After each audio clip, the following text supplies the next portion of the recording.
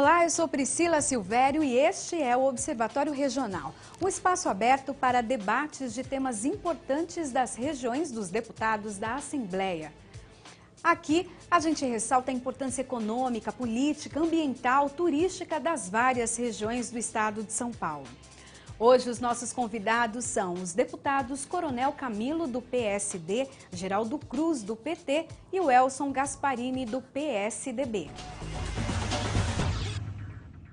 Ele nasceu em Ferraz de Vasconcelos, na Grande São Paulo, em 30 de abril de 1961. Tem 54 anos, está na Polícia Militar há mais de 30.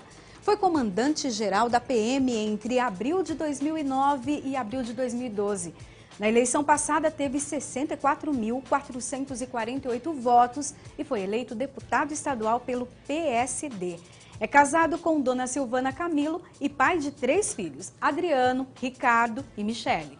O nosso primeiro convidado de hoje é o deputado Coronel Camilo, do PSD. A cidade de São Paulo é pulsante, né? Eu falo com muito conhecimento de causa, eu trabalhei o tempo todo aqui, tenho 33 anos na Polícia Militar e trabalhei muito nessa região centro e zona norte. Então os problemas maiores que a gente vê aí os problemas de ordem pública, né? Os problemas de zeladoria, os problemas de proximidade do poder público com a população. Então é nessa linha que a gente vê. A Zona Norte em si, ela é pujante, ela tem um bairro que eu frequento muito, que é o bairro de Santana, que tem uma área comercial muito grande. Temos também uma área mais carente, em que precisa mais da atenção do poder público, né? Ou seja, tem todas as áreas aí, só não tem área industrial, né, que eu desconheço na Zona Norte. Essas áreas migraram para outras regiões, mas ali, assim, basicamente são serviços, comércio e população residencial. Na Zona Norte é mais dessa forma. Então, temos áreas aí piores, né, da cidade e algumas regiões até, mas a infraestrutura até que está bom. Tem alguns lugares, é lógico, que mais periféricos da Zona Norte, da cidade de São Paulo como um todo, que elas precisam da atenção, né? Ou seja, maior presença do poder público. Então, a Zona Norte, como é um bairro mais residencial, mais dormitório, né? Ela também precisa que os serviços passem aí para a Zona Norte, né? Criar mais oportunidades, criar mais shoppings, criar mais áreas de comércio para que as pessoas não venham trabalhar na região central. Na Zona Norte, a maioria do público que mora na região norte, né, desse povo, vem trabalhar na região central e volta todo dia. E por incrível que pareça, vir de lá para cá é o mesmo tempo de que às vezes eu vim de uma cidade vizinha para São Paulo. Eu trabalho aqui na Assembleia Legislativa, eu demoro quase 2 horas para vir da minha residência até a Assembleia Legislativa, só para ter uma ideia, e moro na Zona Norte de São Paulo. Então, precisa melhorar um pouquinho, né? Mas tem uma infraestrutura até boa em relação às outras. Mas a gente sabe que pode melhorar, sempre pode melhorar. Eu critico muito essa sistemática de simplesmente desenhar faixas pela cidade de São Paulo, isso é um grande erro. Sou a favor do transporte coletivo, sou a favor de que nós temos que dar prioridade para o transporte coletivo, sou a favor de que os ônibus, o trem, metrô, tem que ser prioridade. Mas discordo da forma que está sendo feita na cidade de São Paulo, né? Então a gente tem experiências aí de outros países em que até a ciclovia deu certo, o ônibus deu certo, mas sempre planejado. Você vê aqui o desenho dessas faixas de ônibus no centro de São Paulo, elas são em locais que nem poderiam existir, né? E sem falar das ciclovias, que também na Zona Norte, tem alguns trechos da Zona Norte em que a gente não vê ninguém utilizando ciclovia, não vê ninguém. Os ônibus até têm dificuldade nas faixas de ônibus, algumas faixas até muito estreitas, ou seja, precisa de mais planejamento. A Zona Norte, até por ser um bairro muito residencial, ele sofre muito disso. Em alguns momentos você não consegue pegar o transporte coletivo de manhã e muitas vezes até o metrô, que é um transporte aí que a gente considera de muito melhor qualidade, não se consegue entrar no metrô. Então precisamos aumentar o transporte coletivo, sem esquecer das demais modalidades, ou seja, do carro, da bicicleta, da moto. Nós precisamos fazer um trabalho simplesmente de gestão, nós vamos trabalhar em gestão. E nesse ponto eu acho que tem que trabalhar em conjunto, Estado, município e União, mas principalmente nesse quesito, o Estado, que é responsável por algumas modalidades, como a CPTM, como o metrô, e o município, responsável aí por táxis, por ônibus, por ciclovias. Tem que se conversar melhor. Eu acho que nós temos condições, com o que tem hoje, de fazer um trânsito melhor, usando mais tecnologia, sincronizando os semáforos. Eu acho que dá para melhorar bastante. A Zona Norte de São Paulo. Nós temos alguns exemplos. Eu dou um exemplo aqui, parabenizo a professora, a diretora, chama-se Elizabeth, de um colégio chamado Expedicionário Brasileiro, na Zona Norte, que tem os mesmos recursos do que os outros colégios e é um primor de escola. Então é isso que nós vamos fazer, valorizar o diretor, valorizar o professor e internalizar valores nas crianças, porque aí a gente vai melhorar tudo. Um jovem, um adulto que tem cultura, que tem educação, ele vai dar menos problemas na área social, vai brigar menos, vai ter menos problemas de polícia, vai dar menos problemas na área de saúde, porque ele vai se prevenir melhor, ele vai fazer a prevenção de saúde, ele vai, de uma maneira geral, se integrar mais à sociedade, vai aprender a conviver com regras. É isso que nós precisamos fazer. Nessa região, então, temos boas escolas, temos bastante escolas, né? Falta, lógico, quanto mais você vai distanciando do centro de São Paulo, você começa a ter um problema maior de infraestrutura, mas o que nós precisamos aí, na minha visão, é valorizar mais o professor e investir em gestão, capacitação dos diretores de escola para que possam aí fazer um bom trabalho. Então, de maneira geral, a educação ela não está ruim só na Zona Norte. Ela está, vamos dizer assim, com raras exceções, generalizada a necessidade de a educação se tornar uma prioridade de governo. Eu tive a infelicidade de enterrar em média 15 policiais que morreram em serviço no estado de São Paulo. Fui comandante-geral da Polícia de São Paulo e mais ou menos 60 fora de serviço. Então isso é triste de ver como a segurança está. E os valores, é lógico, influenciam diretamente disso. Estado de São Paulo ainda é uma exceção até no Brasil, porque conseguiu nos últimos 10 anos fazer uma redução de 72% da criminalidade. Esse ano aí de 2012, 13, 14, esses últimos 3 anos aí deu uma balançada, mas a gente acredita que isso retome. E como isso melhora? Valorizando o policial também. Como a gente falou do professor, o policial também. E o policial é uma das únicas profissões que ele promete e cumpre um juramento de morrer pelo cidadão de São Paulo. O que reina aqui no país é o sentimento de impunidade. Nós vamos acabar com a impunidade. Nós precisamos punir o infrator da lei. Nós precisamos punir, inclusive, o consumidor de drogas. Nós precisamos punir aqueles que cometem delito. A punição ela tem que ser imediata, não pode demorar tanto. E segundo, punição não significa necessariamente encarceramento, mas significa punição. Não pode deixar de ser punido. Porque essa forma de saber que não vai ser pego, ter quase a certeza de que não será pego, é que causa todo esse problema de segurança pública que nós temos aqui. É o sentimento de impunidade. Ele tem que cometer o crime, ou quando se for cometer o crime, tem a certeza de que ele vai ser pego, né? Aí isso vai inibir, já que uma boa parte dos crimes são crimes de oportunidade. Na Zona Norte aí temos a área verde, né? Não tenha dúvida nenhuma. Eu mesmo moro ali perto da região da Serra da Cantareira. Nós temos aí uma reserva, né, que é da Cantareira ali, que tem várias trilhas para se fazer passeios. Eu mesmo já frequentei essas trilhas. Tem o Horto Florestal, que é uma outra área lá na Zona Norte, que é muito visitada, com lagos, com um museu, inclusive, para ser visitado. Lá tem uma casa, que era uma casa do governador do estado também, que é aberta à visitação. Isso é um ponto importante. Tem um mirante ali em Santana, né, do mirante que dá para se ver lá uma boa área da cidade. Nós temos áreas muito importantes ali que as pessoas podem aproveitar, inclusive para fazer exercício físico, como é o caso da Brasleme, como é o caso do Mont Vilares, onde a gente tem ali espaços, né, para caminhada. Então nós temos aí não só essa parte aí de trabalhar junto à natureza, mas temos também uma área, vamos dizer assim, uma noite que está cada vez ficando melhor, né? Mesmo na Brasleme, do Mont Vilares, onde a gente tem muitos restaurantes, muitos bares, muitos locais onde as pessoas podem se confraternizar. Além disso, temos os shoppings, né? Tem o Shopping Santana Park, tem o Shopping Norte. Então são todos atrativos aí que convidam, né, as pessoas não só a frequentar, como muitos, que é o meu caso, né, até a vir morar aí para a Zona Norte de São Paulo.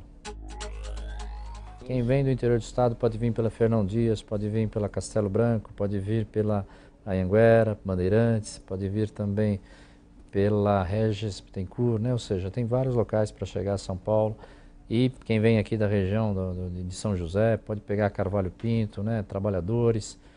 Então, né, venham aí esses são caminhos fáceis. Quem vem até também na parte aí de utilizar os transportes coletivos aí para a região da Zona Norte, tem metrô que vai até Santana, vai até o Tucuruvi na realidade agora. Vim até Santana, mas há algum tempo já vai até o Tucuruvi. Ou seja, é fácil o acesso, não tem como... não tem problema para chegar na Zona Norte aí de São Paulo. Tem uma grande área de comércio também ali em Santana, uma rua chamada Voluntários da Pátria, que tem um comércio praticamente de ponta a ponta. Uma ressalva aí, né, só para fazer um adendo, lá era um ambiente totalmente conturbado e foi implantada lá uma ação de governo chamada Operação Delegada, uma parceria com o município, em que foi feita uma fiscalização dos camelôs irregulares. Então hoje é uma avenida segura, uma avenida fácil ali de você fazer compras e visitar a cidade ali, né, esse trecho da cidade aí da Zona Norte. A Zona Norte, o foco é serviços e comércio, né? Tá indo muito para a área de serviços, mas ainda tem uma boa parte de comércio.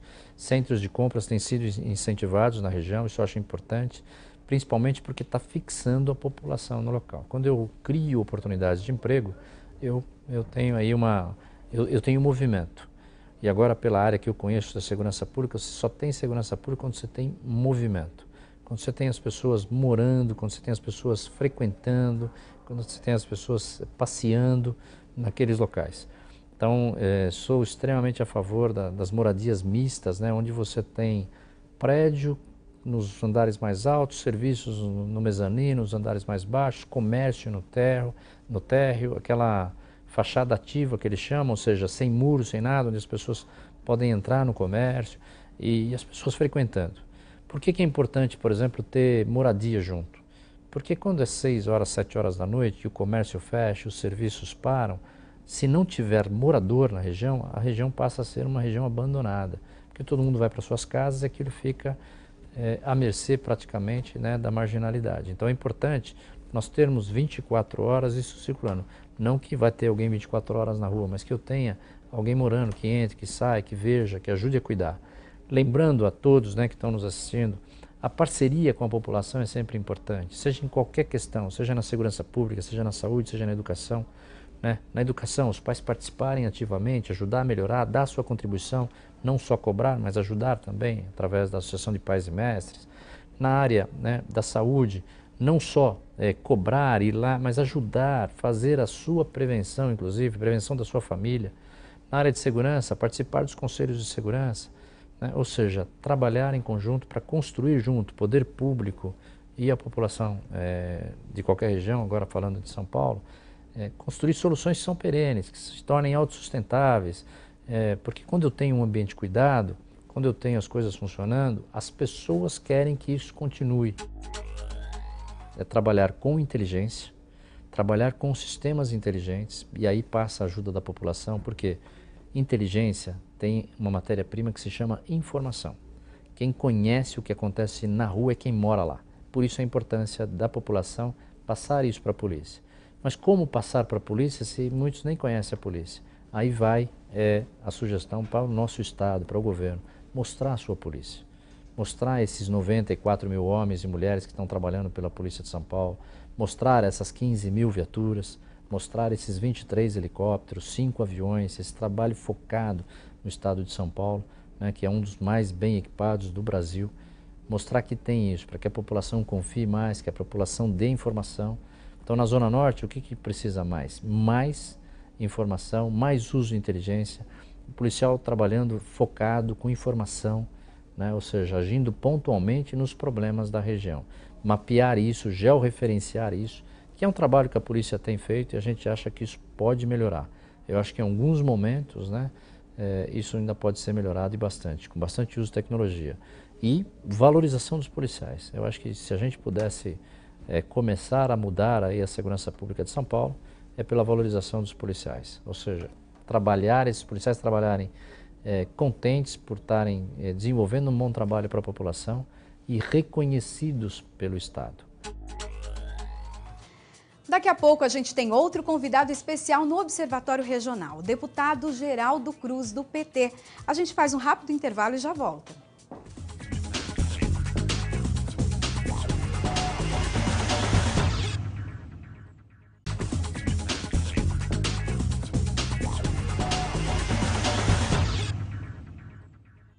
Ele foi escolhido como líder da bancada petista na Assembleia Legislativa. É paraibano da pequena Olho d'Água, onde nasceu há 61 anos. Marceneiro de profissão, começou a militância social em Embu das Artes, onde chegou em 1976 e vive lá até hoje. Chegou a São Paulo aos 18 anos. É pai da Priscila, do Manuel Enoque e da Mariana. O convidado agora do Observatório Regional é o deputado Geraldo Cruz. Embu das Artes tem a sua origem aí no final dos anos 50, começo dos anos 60, e foi uma cidade que para lá migrou na época o pessoal que chamava então hippie, aqueles hippies que faziam arte, etc. e tal, e foram para lá outras pessoas, o Assis, que virou Assis de Embu, o Solano Trindade, que também foi outro que levou essa cultura popular para a cidade. E na década depois o Embu se tornou cidade, no final dos anos 50, início dos anos 60, Embu virou cidade. E Embu teve até a década de 70 uma cidade pequena, com 5.000 habitantes. Ali eles criaram a Feira da Arte, porque o pessoal que fazia arte aqui na artesanato, na Praça da República, esse pessoal foram para Embu e lá começou a Feira de Arte de Embu das Artes, que já tem aí mais ou menos 50 e poucos anos de... Mas começou tímida, de criação. Começou pequena. A história mostra que ela começou ali muito pequena, uma cidade, como eu disse, com esse pessoal que fazia a arte na praça, artesanato na rua e etc. e tal. Então foram esses grupos para lá. E aí o Embu até a década de 70 tinha 5.000 habitantes por aí. Lembro que em 78 76 que teve eleição, né? Depois de 78 foi eleição para deputado, foi em 76, teve eleição. As eleições tinham acho que menos de 5.000 eleitores. E hoje nós temos 250.000 habitantes. Na década de 70 foi a que mais cresceu no Brasil, foi a cidade de Embu e Diadema. Foram as duas que mais cresceram do ponto de vista populacional. Naquela época, as cidades aqui na Grande São Paulo foi crescendo com essa explosão de São Paulo e foi empurrando para a periferia, né? Mas que viraram muitas cidades dormitório, vamos dizer. Isso, as pessoas trabalhavam em São Paulo, exatamente, cidade dormitória, né? Até pela condição de vida que vai ficando cara num determinado lugar, eles vão se acomodando em outros e vai meio que empurrado, né? Muitas vezes não foi por opção. A região toda ali, Jorge, ela era assim, a região era Santa Amaro, uma parte fazia determinada ali fazia parte de Santa Amaro, uma parte de Itabuna, uma parte de Embu, e depois mas era agregado como município a Tapicerica da Serra. Sim.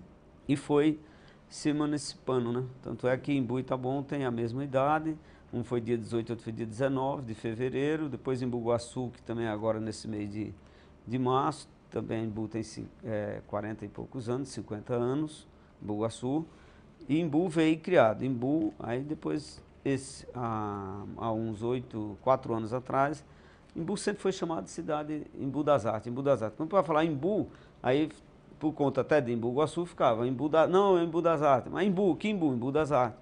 E agora em 2011, numa mudança de uma legislação aqui em 2010, na Assembleia Legislativa, 2011 Embu passou a ser então Embu das Artes. Foi introduzido o nome na cidade, Embu das Artes, mas ela tem toda essa origem aí. Mais ou menos uns 700 expositores na feira, que ela acontece ao sábado e ao domingo.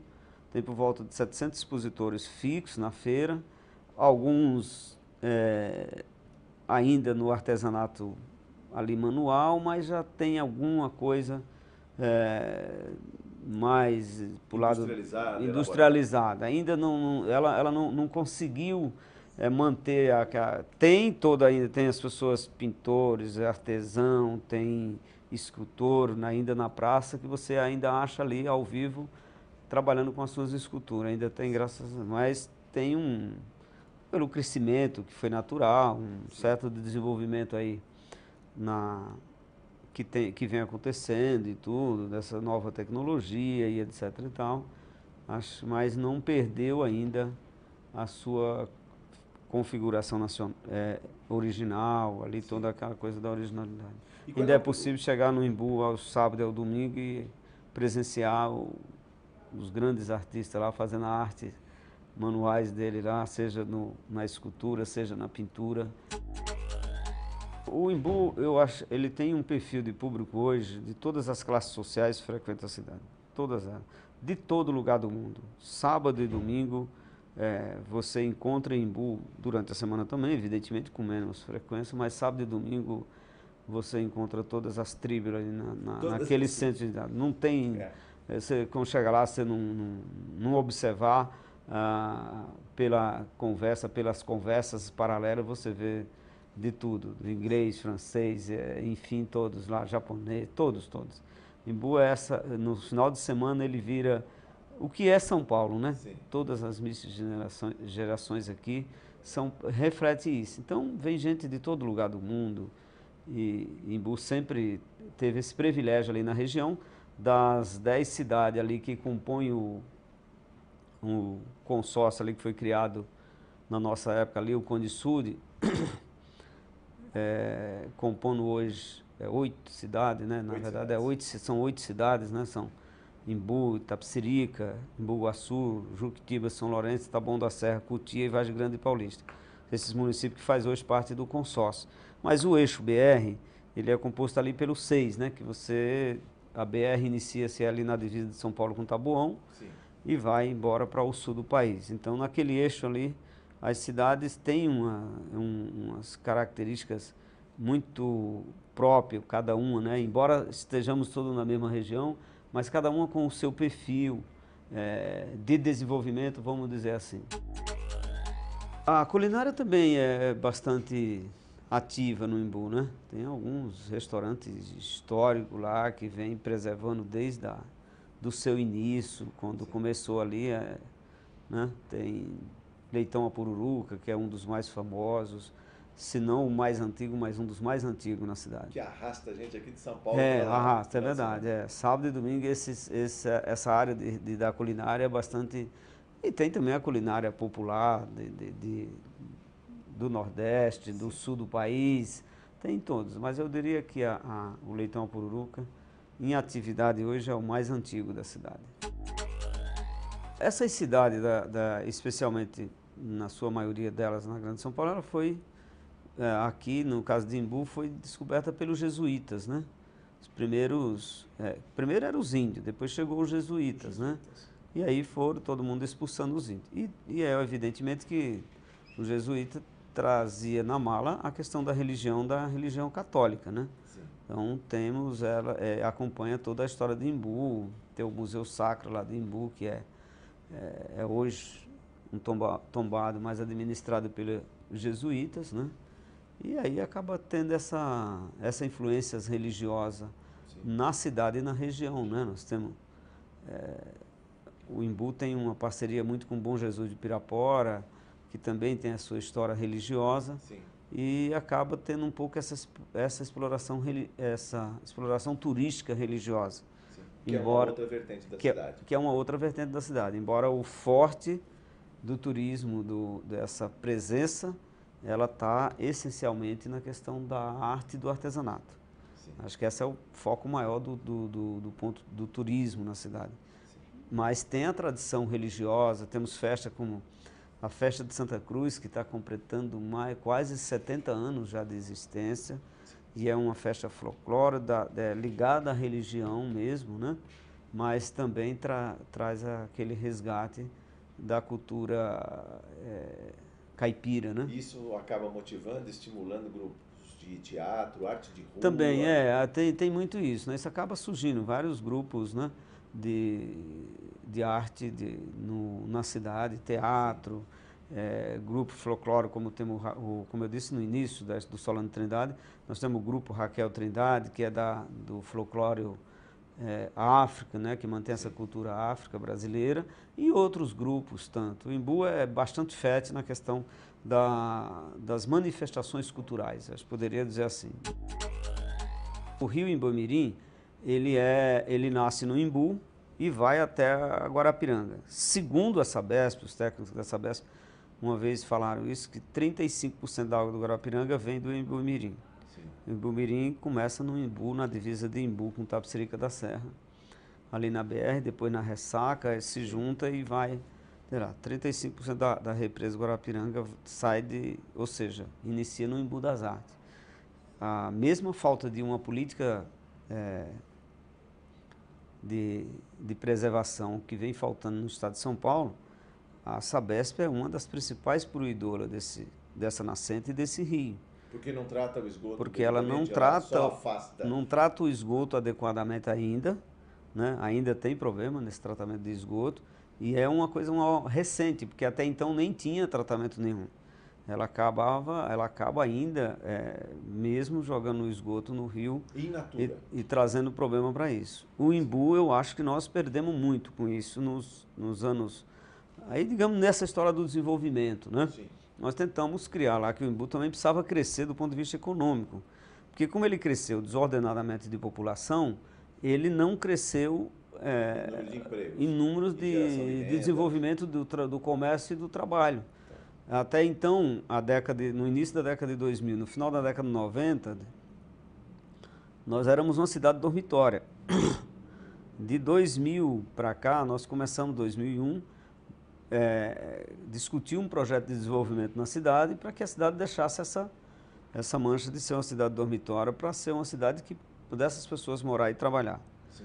E isso a gente vem conseguindo. O Imbu desenvolveu na região, mais especificamente, na região do eixo da BR, na indústria e na questão logística, e na região mais considerada, que a gente chama a região do Pirajussara, ela cresceu do ponto de vista do comércio, cresceu muito o comércio no desenvolvimento daquela região, que hoje nós podemos dizer que é uma cidade não mais dormitória, já parte da sua população bastante significativa mora e trabalha na cidade, no comércio e no serviço. Ela ainda tem uma preservação ambiental muito forte ainda na região onde que a gente chama de manancial, né? Que é essa região do São Lourenço, Juquitiba, do Imboimirim. São Lourenço é 100% manancial, né? Ainda se mantém bem preservado, Juquitiba bastante também. Tapicerica, eu acho que por ser 100% manancial, Tapicerica sofreu muito também com esse crescimento desordenado, sem preparar a cidade, sem planejamento, como foi todas essas cidades na Grande São Paulo. Mas uma cidade que tem um perfil como a nossa, como Tapicerica, Juquitiba e São Lourenço, elas têm que agora ter esse cuidado de fazer seus planejamentos, de crescer dentro de um ordenamento que não venha tirar a qualidade de vida e nem afetar a nossa qualidade de vida, né? Tanto é que Juquitiba agora, a Sabesp está tentando trazer lá da represa a água para servir São Paulo. Com a PPP de São Lourenço. Isso, a chamada PPP de São Lourenço. Que eu acho que nós temos que ter muito cuidado com isso, porque a cidade fornece todos esses bens comuns. Serviços ambientais, né? Esse bem comum para a humanidade e não recebe nada de troca. Por outro lado, a cidade tem dificuldade financeira, como é o caso de São Lourenço, Juquitiba mais ainda. Juquitiba e São Lourenço muito mais acentuada a questão financeira, né? Mas cidade como Imbu, que aumentou bastante a arrecadação nos últimos 12 anos, nós saímos de uma arrecadação de 69 milhões, que foi em 2000, para hoje, 2015, vamos chegar aí por volta de 600 milhões. A gente é uma região que tem um compromisso muito forte com a questão do desenvolvimento regional, porque o Imbu não cresceu sozinho, você vê que Taboão cresceu bastante, Taboão com a diferença de todas as outras cidades. Taboão é a cidade menor do ponto de vista território, né? Taboão tem 20 quilômetros e 500 metros quadrados, e é uma cidade que tem uma população maior do que Embu. Então, ela tem um descimento populacional muito grande por metro quadrado, diferente um pouco de Embu. E paga um preço também por estar limítrofe ali, até conurbada com a cidade de São Paulo? Eu acho que ela não paga esse preço, Jorge. Eu acho que pelo contrário, né? Ela talvez ela se confunde muito com São Paulo, porque se mistura muito a divisa, né? Sim. Como Embu, lá na região do Pirajussara, ela se mistura muito com São Paulo. Com aquela região ali de Campo Limpo, Capão Redondo, é tudo muito parecido.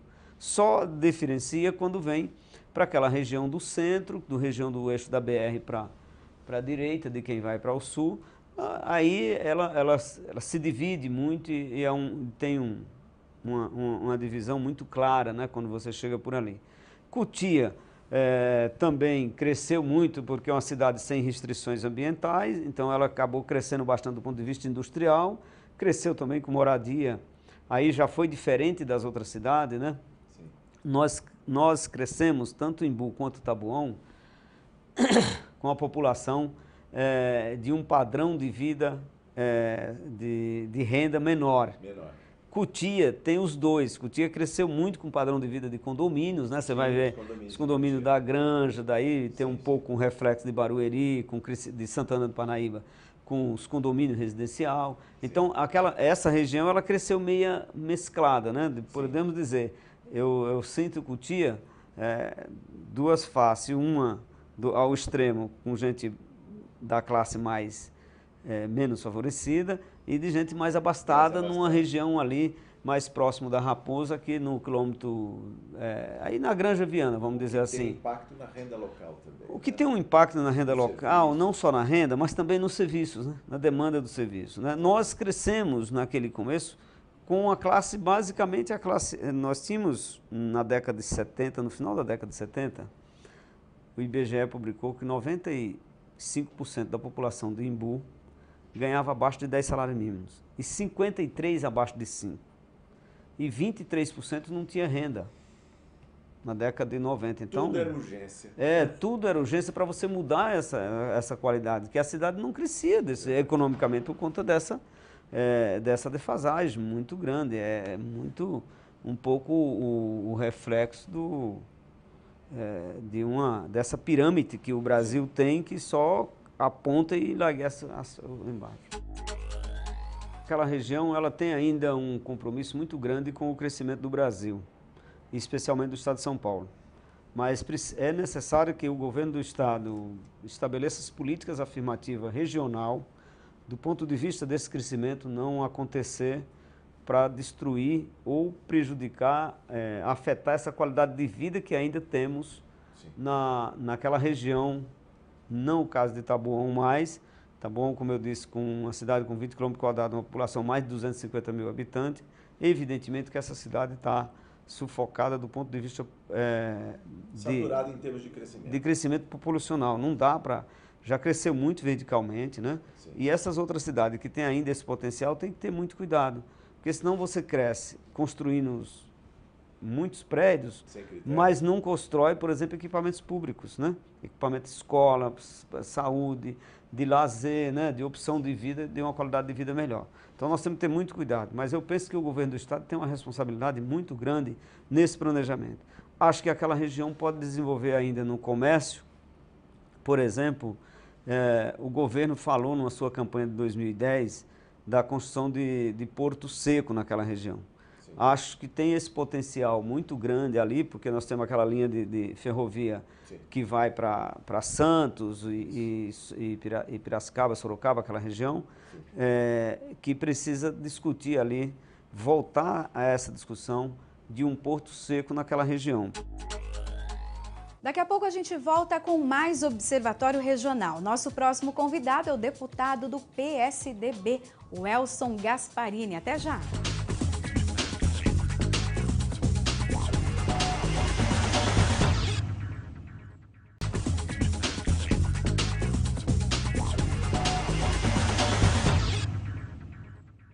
Ele é radialista, jornalista, professor e advogado. Tem 79 anos e muita experiência política.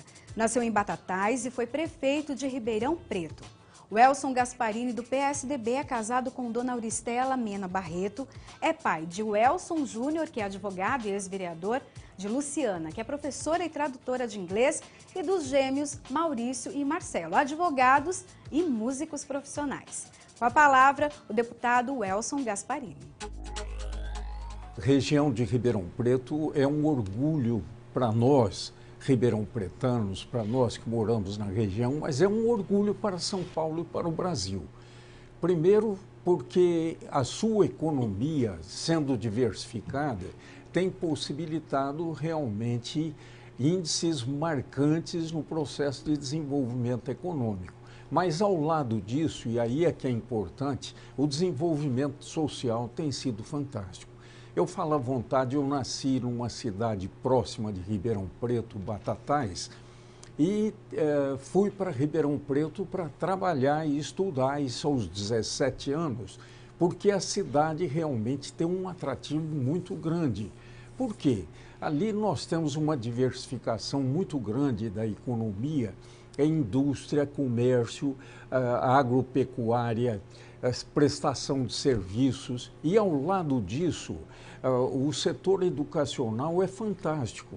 Temos faculdades, escolas em profusão e de alto padrão. Por isso, gente de todo o Brasil acaba indo para Ribeirão Preto para trabalhar e estudar ao mesmo tempo, como aconteceu comigo, né? E ficamos muito contentes com isso, porque a cidade com isso vem se desenvolvendo muito bem, sem perder a sua qualidade de vida.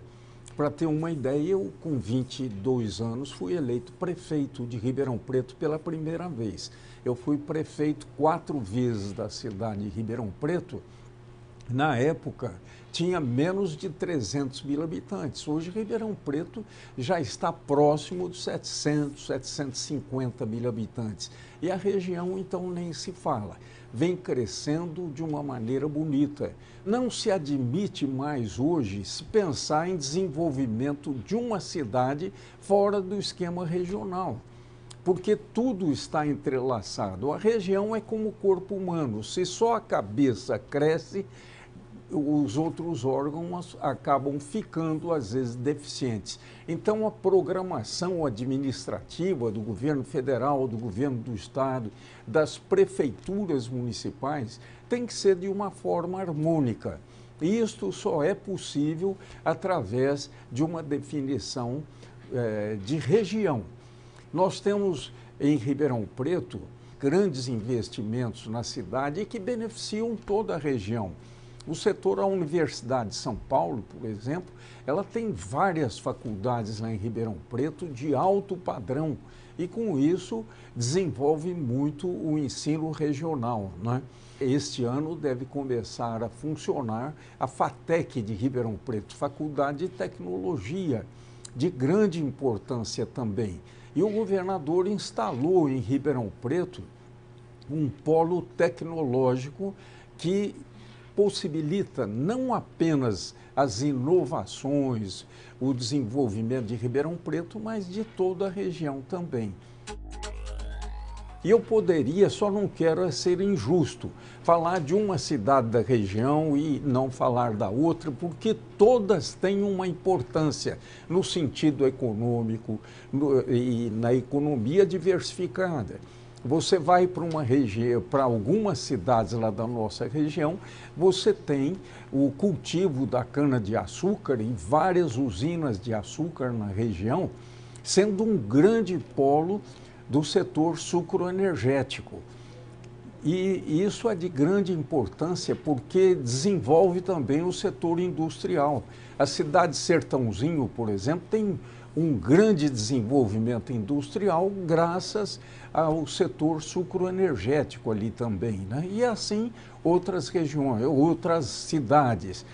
Noutra cidade nós vamos ter ali o setor da citricultura também se desenvolvendo muito, o setor da cafeicultura produzindo inclusive o que nós chamamos de cafés finos, de alta qualidade, inclusive para exportação, né?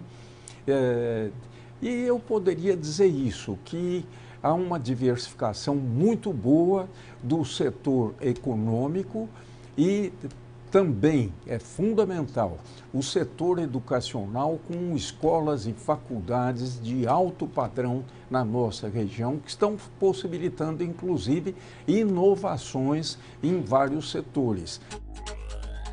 Mas é importante também para a região de Ribeirão Preto a transformação do nosso aeroporto em um aeroporto internacional. Para você ter uma ideia, nós tivemos no ano passado cerca de 1.135.000 passageiros no aeroporto de Ribeirão Preto. Então você vê, poucos aeroportos no Brasil têm este grande movimento de passageiros, e de cargas também temos um movimento muito grande, inclusive de exportação. Tanto é que, através de convênio, governo federal, governo estadual e governo municipal, temos agora um projeto de um investimento de mais de 300 bilhões de reais para essa transformação em aeroporto internacional de passageiros e de cargas. O armazém de cargas já está pronto, um prédio de 3 andares, é uma construção maravilhosa, né, que vai possibilitar toda a infraestrutura para as cargas que serão embarcadas através do Aeroporto Internacional de Cargas de Ribeirão Preto. Então está tudo certo, as verbas do governo do estado, do governo federal e da prefeitura, cada uma está entrando com uma parte de dinheiro para essas obras.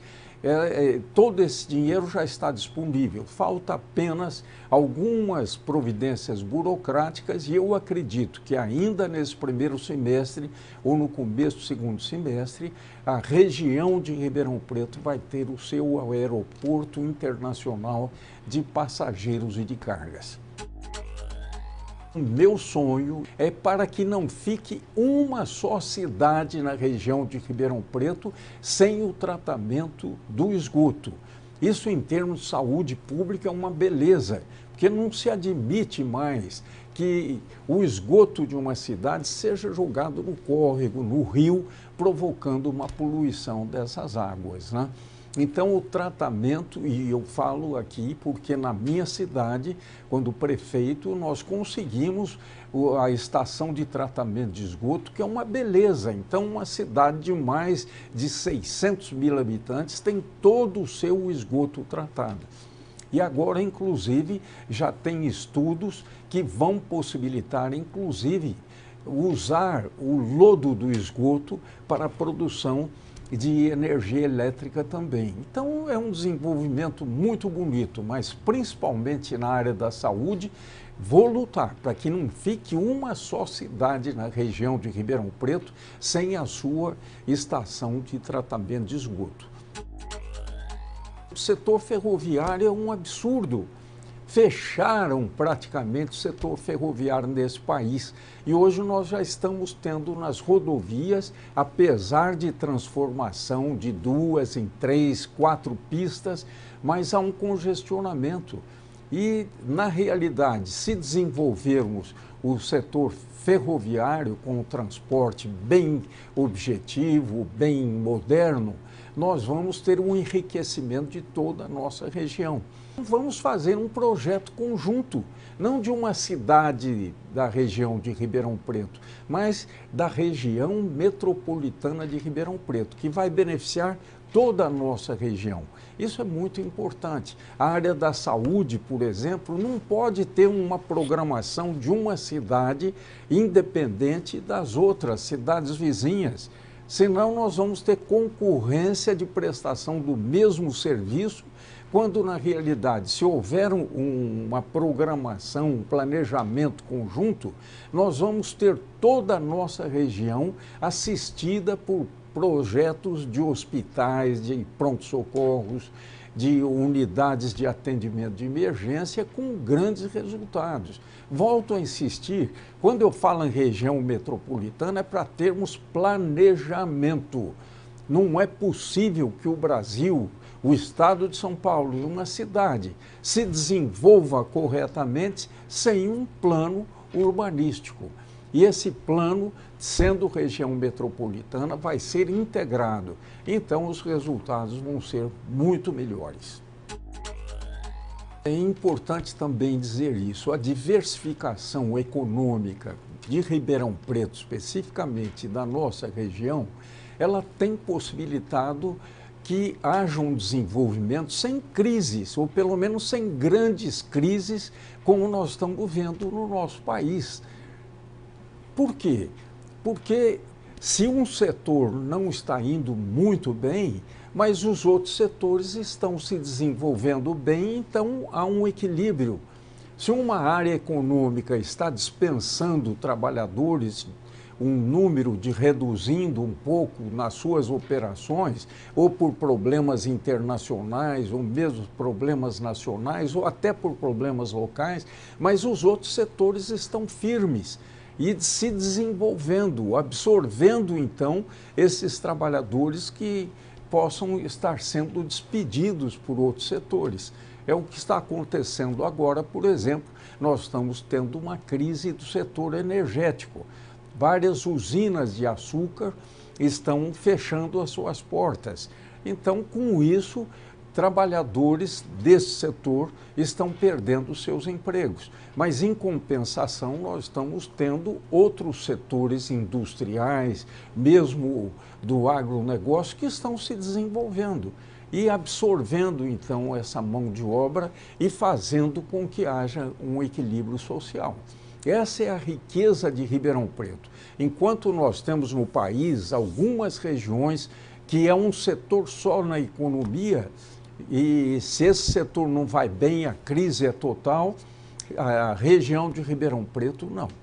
E através agora desta programação conjunta como região metropolitana, vai ser ainda muito mais forte dentro do estado de São Paulo e do Brasil. Olha, a qualidade de vida da cidade de Ribeirão Preto e mesmo da região tem atraído moradores de todas as partes do estado de São Paulo e do Brasil. Por quê? A começar de empregos e de salários. É um setor econômico forte e, consequentemente, apresenta bons salários e boas oportunidades aos trabalhadores. Além disso, somado às atividades empresariais, nós temos a área de ensino, que é moderna, sem dúvida alguma, principalmente as nossas faculdades preparam técnicos para esse setor econômico com grandes resultados também, não só para a cidade de Ribeirão Preto, mas para toda a região e também para o próprio estado de São Paulo e para o Brasil. Então, isso dá um equilíbrio social de grande importância. Atendimento na área da saúde. Nós temos casos de gente que vem do norte, nordeste, vem se tratar nos hospitais de Ribeirão Preto. Tal a possibilidade que tem de atendimento e de autoatendimento, isto é, de autoexpressão. São atendimentos na rede hospitalar que não ficam devendo nada ao atendimento hospitalar de cidades do primeiro mundo, como da Europa, dos Estados Unidos. Então, todo esse desenvolvimento dá isso que nós estamos comentando, que chama qualidade de vida invejável. Eu falo isso com orgulho. Quando falo que tenho orgulho desta cidade, não é porque eu participei da administração pública, mas é porque realmente é uma cidade que tem líderes em todas as áreas, na área do ensino, na área da saúde, na área econômica. E com isso nós temos um resultado de desenvolvimento econômico e social dos mais notáveis no país. O Observatório Regional desta semana termina aqui. A gente tem um novo encontro marcado na semana que vem. Até lá!